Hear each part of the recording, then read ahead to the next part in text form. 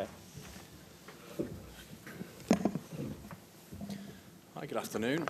We've got Eddie Howe now for the next 15 minutes, and then we'll be joined by Malik Chow. If you have a question, please get my attention. You should also have headsets for simultaneous translation. Who wants to start us off? Keith? Cheers, thanks. Hi, Eddie. Nice to see you. Hi, Keith. How's the squad looking after the weekend? I would imagine buoyed by the result and the performance. How are you looking team news-wise in terms of fitness? Yeah, we're good, as you say, boosted by the result against Manchester City. Team news-wise, yeah, we're pretty similar. We've obviously welcomed back Dan Burn from suspension. Anthony Gordon's travelled with us. Emil Kraft has travelled with us as well. Kieran Trippier hasn't, so that's pretty much, I think, the big news. Obviously, Tino Livramento and Lewis Hall played very well on Saturday. Are they at a stage where they could go and start another game just 3-4 days later? Well, that's the decision that I have to make, really. I have to consult the medical team, the sports science team, and try and come up with the right decisions regarding both of those players. I mean, they're so important for us, as you saw on Saturday, that their longer-term fitness is crucial for us, and especially with Kieran's injury, we're not quite sure how long he will be out. That leaves us short of options in the fullback position. So, yeah, decision for me to make overnight and into tomorrow to try and pick the best team to try and win this game, but also protect them. Thanks, Keith. Jordan Cronin?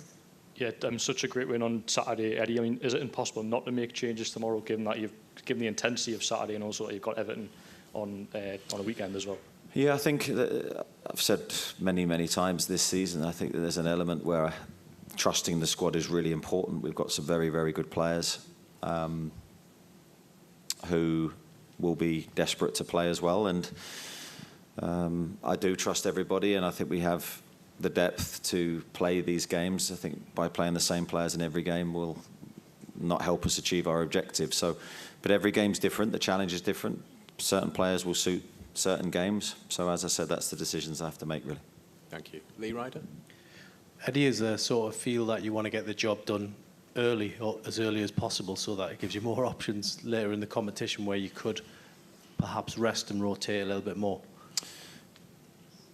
Yeah, we just want to win the game. I don't know about looking too far ahead in terms of qualification and rotating the team later in the competition. Of course, if we're able to do that, then great. But at the moment, we're still very much in the thick of the Champions League. It's still, everything's an option for us. We've just got to try and win each game, and this will be a very, very difficult game in a testing environment for us. We're looking forward to the challenge that will bring us. The stadium's incredible, really great place to play football. I'm sure the atmosphere will be red hot. So again, all the things for me that are positive, but we need to help that make our performance stronger. Thank you. Kieran? Good afternoon. Obviously, you had the big home win the other day. Going back to the issues you've had on the road, as you mentioned with the atmosphere, does this feel a real litmus test? Have you changed anything with preparation for away games lately, given the issues you've had? Well, the Champions League games are different to Premier League games, so I don't know if you can look at it that way for us. Yeah, we're always changing things and tweaking things, as we said before Manchester City. We've travelled early. We're going to train on the stadium. Tomorrow will be, we'll look to prepare slightly differently, but to try and keep the players mentally engaged and ready for this game. But I think the most important decisions we have to make are how we play and how then the players implement that plan. That will always be the acid test in terms of our performances. Okay. RMC? Oui, bonjour, question en français, si possible. Bonjour Mister, je voulais vous poser une question sur Mason Greenwood, meilleur buteur du championnat de Ligue 1. Aujourd'hui, en conférence de presse avec Roberto De Zerbi, il a été question de lui et l'entraîneur italien expliquait que lui, il voyait une autre personne au quotidien de ce qui avait pu être décrit en Angleterre, évidemment, suite à l'affaire extrasportive. Je voulais savoir si en Angleterre, c'est un joueur qui reste et demeure très suivi, malgré ce qui s'est passé à titre personnel pour lui. Merci.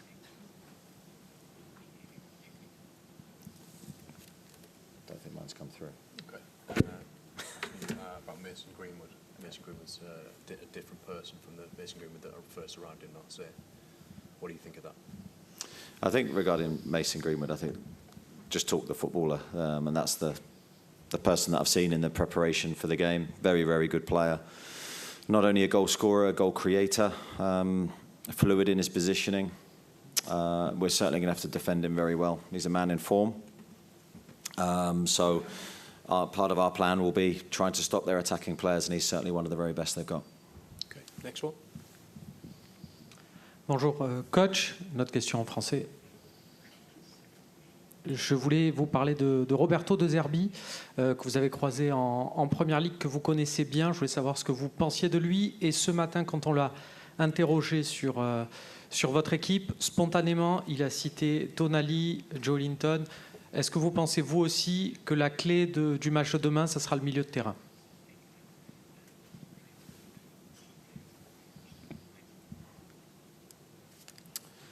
Firstly, on Roberto, yeah, I mean, someone that I really admire. Having played against his teams at Brighton, as you say, I think a forward thinker, innovator. His team's always very, very well organised. And I think I know that we have to be really well organised against his style. So looking forward to that challenge that you always have against his teams. Yeah, I think he's picked two very good players. I think the midfield battle will be key for us. We need to try and control space. We need to try and do well technically with the ball, as we did against Manchester City. So the challenge is big for us, and those players will be key. Thank you. Luke Edwards. Bonjour. You've had good performances before this season. We've had one-off good performances. How important now is it for you to get that consistency to put a run together? Because that's really been the thing that's been lacking. Yeah, no, I agree. We have played well in one-off games, both home and away. We are looking for that consistency in performance. We're looking at that feeling you have when you know you're going to perform. It's not in doubt, and we've had that for a long, long time. This is probably the first time since I've been here where there's that element where you're hoping we perform and we bring everything together. But from past experience this season, there's no guarantee. Now we need to build our confidence to deliver that. And these games, in part, will be that acid test for us. I mean, this will be a really tough game for us.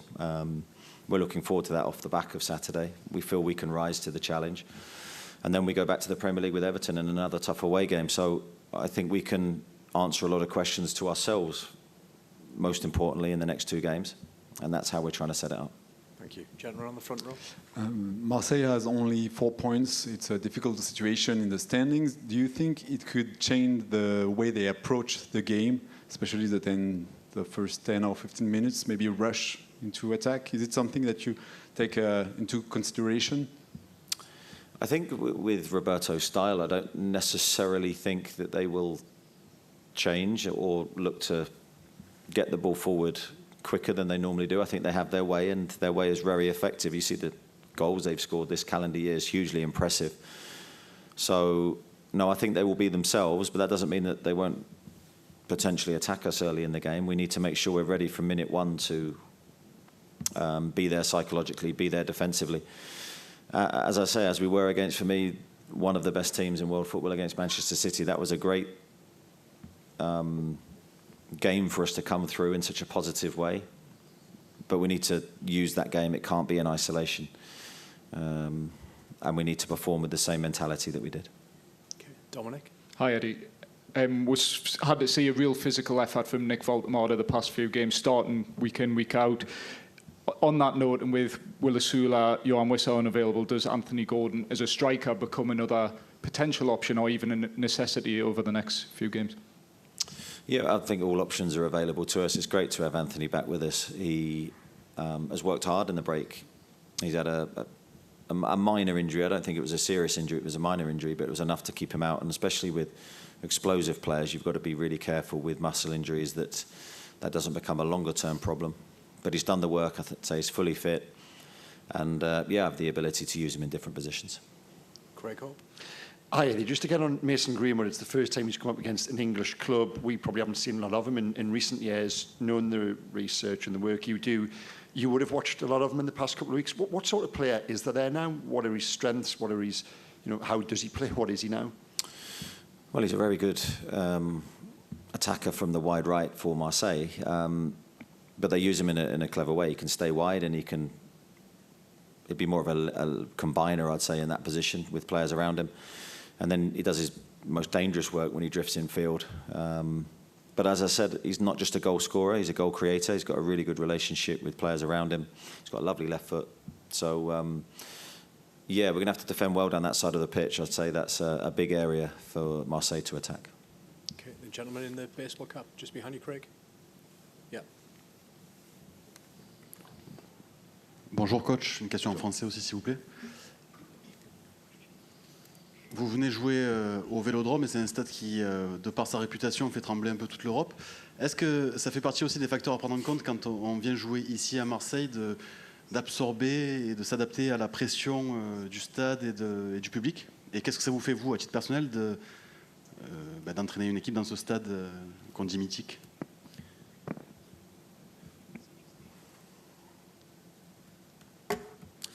Yeah, I think there's a lot of similarities really between the atmosphere, so I'm told, here to St James's Park. So I think we know the full force of the crowd when we are playing well, and when we're at home, the energy and the lift that can give the players.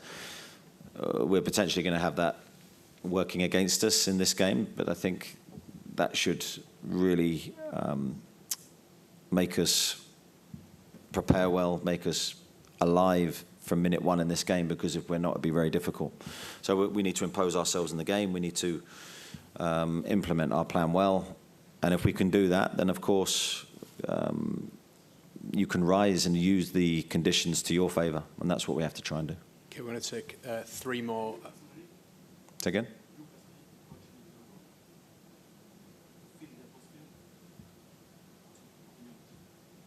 I don't quite get the question. Sorry.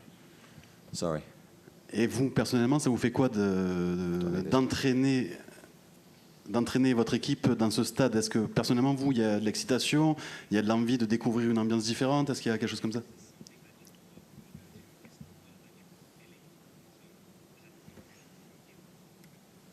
Yeah, I'm sorry I couldn't hear you. Yeah, absolutely. I think you want to play in the best atmospheres, whether that's for you or against you. I think both can be really amazing to experience. So looking forward to that challenge, and I know the players feel the same way, and we were well aware when the draw was made this would be a special game. Okay, we've got time for 2 more, unfortunately. We'll start with Gary and go to Louise, please. Sorry for anyone missing out. Hi, Reddy. Hi. You've spoke about Mason Greenwood there, but they also possess another striker who has scored against your team in the past, Pierre-Emerick Aubameyang. From what you've been watching him, he's 36 now. Is he just as good as ever? Yeah, I think it's a good question, because we've said the same thing, having watched Marseille a lot in the build-up to the game, that for me he is as good as ever, and that's a big compliment to him at 36. Very athletic, still running in behind, still stretching the back lines, still getting away from defenders when he's in those 1v1 situations.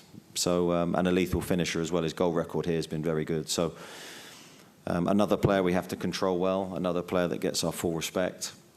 And certainly we'll be doing some work with our defenders and our back line in preparation for the game. Thank you. And then just Louise Taylor to finish, please. Louise. Thank you. Hi, Eddie. Hi.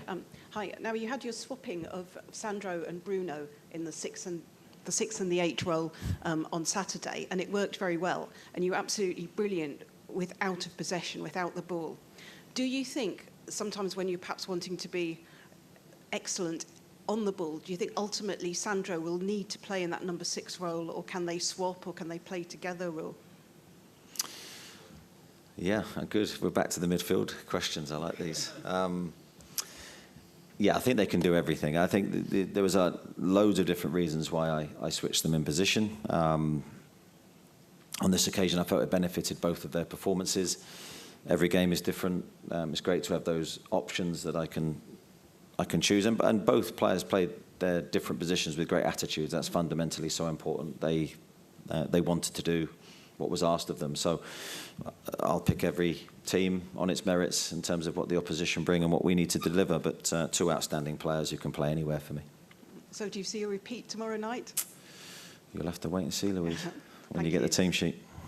Okay, that concludes this part of the press conference. Thank you for your questions. You'll be joined by Malik Chow very, very shortly. Thank you. Thanks very much. Thank you.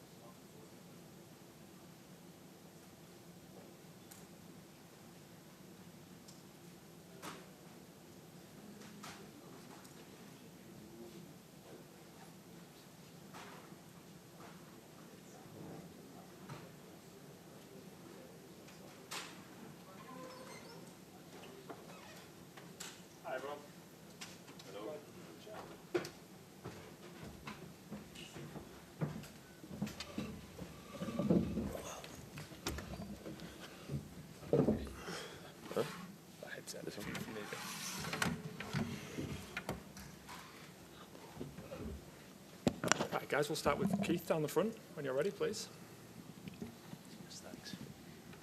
Hi, Malik. Nice to see you. Hi. How are you feeling after the weekend, stopping the best striker in the world? You had a blinder. Yeah, really, I was really happy with the performance and overall from the team. Really happy that we got these 3 points, that I did my job well as well. Yeah, and we just tried to take the confidence we got and also the emotional stuff we took from the game. We just tried to show it tomorrow as well. Yeah, I mean, you've been playing very well since you arrived, but there's a performance like that, you know, individually for you and the way you shackled Erling Haaland. Does that give you additional confidence that you can get even better here at Newcastle? I think in general I'm a really confident player, but of course if you play against one of the best players, maybe the best striker right now in football, I think it can give you a little bit of extra motivation or confidence. Yeah, so of course I will take that. Thank you. Go Lee. Hi. Not many players come in straight away and get their own chant from the supporters. How do you feel when you heard that the first time, when you knew you realised they were chanting about you? Yeah, it was amazing. I still remember that moment. Yeah, I'm just grateful for that. The Newcastle supporters have been amazing from the day I arrived. So I'm just thankful for them, and they give me, the little bit of extra motivation as well. Okay. Gentleman at the back. Oui, bonjour Malik. Ici, une question en français. Tu as joué à Schalke avec Amin Harit. Je crois même que c'est lui qui t'offre ton premier but en pro. Je voulais savoir si vous étiez resté en contact, si tu avais parlé de l'Olympique de Marseille, parce qu'il a joué 4 ans ici. Et qu'est-ce qu'il a pu t'en dire? Qu'est-ce que tu penses, toi, de l'Olympique de Marseille? Yes, that's correct. Amin Harit is a great guy and a great player as well. As you mentioned, he gave me the first assist for my first goal, so I'm really thankful for him as well. We are not in touch at the moment, but I've played with some players from France in my career, so everybody was speaking highly about Marseille. That's a great club with great tradition and with a great atmosphere. Okay. Gentleman at the back there. Ouais, Malik, j'enchaîne question in French. Une question sur l'attaque de l'OM, qui sera probablement Païchao, Aubameyang et Mason Greenwood. Voilà. Quel est le danger principal de cette OM? Est-ce que c'est Mason Greenwood? Est-ce que l'Angleterre n'est pas forcément connue pour suivre vraiment le championnat français, mais est-ce que vous avez étudié justement cette attaque de l'OM qui est la meilleure attaque du championnat? Voilà. Quel est le danger principal pour toi de cette équipe? Merci. Yes, correctly. I've had some information about Marseille. that they're one of the most offensive teams right now in Europe. I think all of these three players you mentioned, they have a big quality. They work well together. I think it's a good mix of experience with Aubameyang and of the young lads. I played against Peshawar last season as well. He's a good player. But I think all of these three players, they're good players. You've got Mark at the back and then Chris, please. Hi, Malik. The team's obviously made a really good start in the Champions League. How far do you think Newcastle can realistically go? Is it a question of getting into the next round and then seeing how far you can go? But do you think you can make a real impact in this tournament? Yeah, hopefully. We're just trying to focus on tomorrow. But of course, I think we put ourselves in a really good position with these 3 wins in a row. But of course, the Champions League is a long journey. So we're just trying to focus on the next game tomorrow, and then hopefully we will win it and have even a better position. Thank you. Yeah, Chris, please. Hi, Malik. Obviously, the club were looking at you for quite a while before you came in. What was it about the club that attracted you, and what was it that Eddie Howe said to you when you came in that he envisioned bringing out of you and developing you as a player? Yes, I think I followed Newcastle for 2 seasons now, in Milan as well. I think it's a big club with great players, with great fans. I played against them as well, so I could feel the intensity of the game. And I think, in general, one of my dreams was always to play in the Premier League. So when I got the call from the gaffer and how he spoke to me and his vision, I was really, really excited, and I was just waiting when it was done. So I'm really, really happy to be here, and I think I made the right choice. Thank you. Craig and then Dom, down the front, please. Hi, Malik. At the start of the season, you weren't in the team. Just tell us how that felt to begin with. But then, certainly since you've came into the team, it looks like you're never going to give that jersey up. Has it surprised you just how well it's gone for you?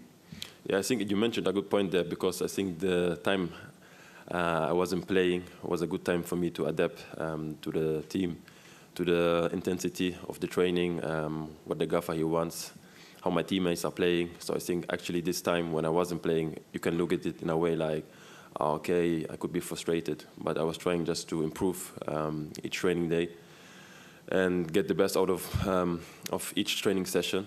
And I think at the end it paid out. So when I came in, I was not really surprised of the speed, because the training intensity in England, in Newcastle, is really, really high. So I think it helped me a lot. And you're probably better placed than most to tell us about Nick Voltemade. What is he like to play with, and what is he like to play against, given you'll come up against him in training with the national team and in Newcastle? Yeah, first of all, he's a great guy, lovely character, a great footballer as well. I think to play against him is a bit difficult, because you don't really face players with his size and the technical ability he has. But he's also a really smart player, so he's really intelligent. He knows when to move into certain spaces, when to ask for the ball, and also when he has the eye for a better teammate. So he's a really good player. Okay, Dom. Hi, Malik. Just to follow on to Craig's question, you've got a lot of competition at centre-back. Your partner Fabian Schär on Saturday against Manchester City. You've got Sven Botman, Dan Burn. What have you made of that competition, and has it helped bring out the best in you as a player? Yes, I think obviously if you fight for a position, you always have to be on your best, because you're never certain that you will play the next game. So I think competition football, or in general, it helps us to perform our best level. So we just try to push ourselves and each other to perform the best level to help the team. So I think at the end it's all about the team. So we're just trying to be at our best, so we can help the team and make the fans happy as well. Thank you. Gentleman down the front here, please. In French, okay. Please. Marseille a eu beaucoup de temps fort dans ses matchs de Ligue des Champions et a parfois tendance à s'écrouler avec des décisions d'arbitrage ou le niveau qui baisse. Est-ce que c'est quelque chose que vous avez identifié? Tout à l'heure, votre coach disait qu'il faut se servir de l'ambiance à notre avantage et retourner cette ambiance. Est-ce que c'est quelque chose dont vous avez parlé dans l'équipe?